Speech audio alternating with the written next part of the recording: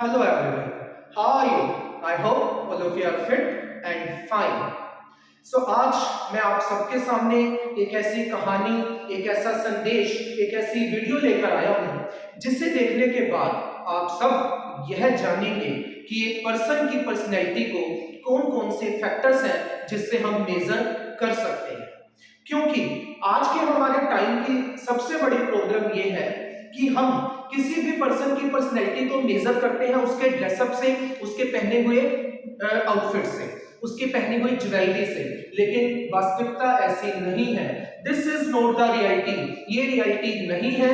किसी पर्सन की पर्सनैलिटी को कैसे हम समझ सकते हैं, कैसे उस व्यक्ति के व्यक्तित्व को हम समझ सकते हैं, ये जानने के लिए देखिए मेरे साथ एक पूरी कहानी के थ्रू मैं आपको बताऊंगा। एक बार एक गांव में एक ब्राह्मण रहता था, एक पंडित जी रहते थे।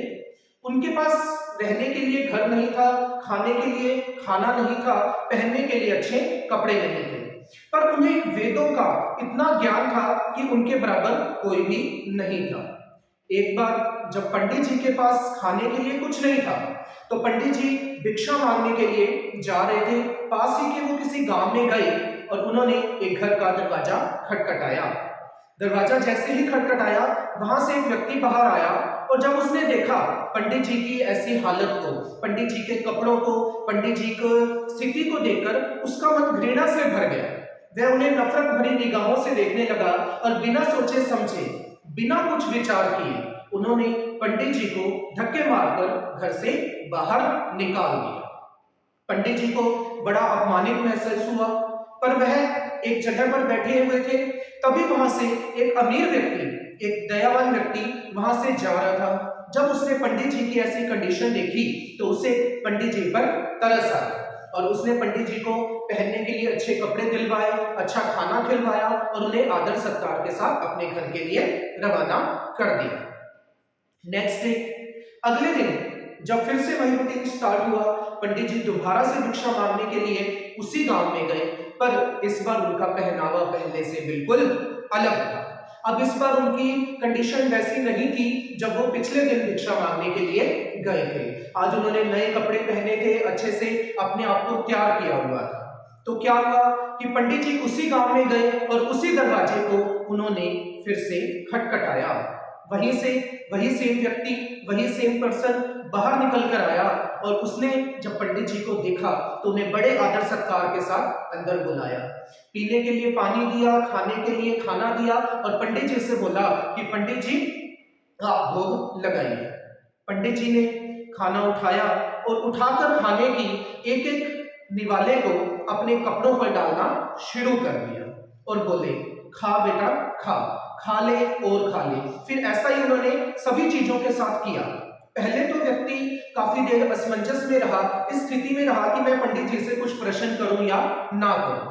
पर जब यही क्रम दोबारा रिपीट होता रहा तो पंडित जी ने, तो उस अमीर व्यक्ति ने पंडित जी से ये क्वेश्चन पूछ ही लिया कि पंडित जी आप ये क्या कर रहे हैं? एक तो इससे आपके सारे कपड़े खराब हो रहे हैं, दूसरा आप अन्न का अपमान भी कर रहे हैं।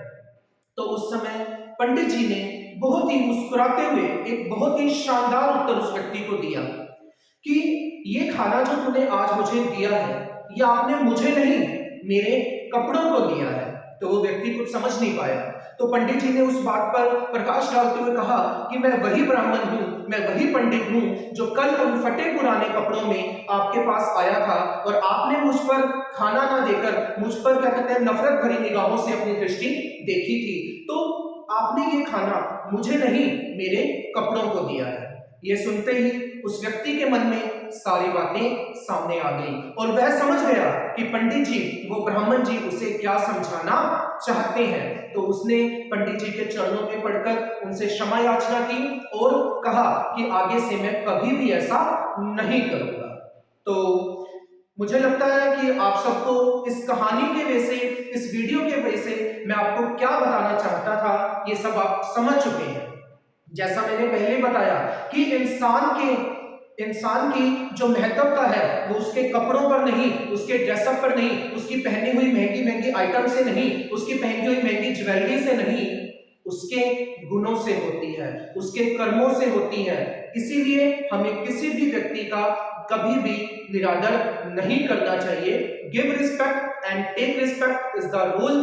सो I think this will be very important and very beneficial for you if you are following these things in your life. Thanks. Have a nice day.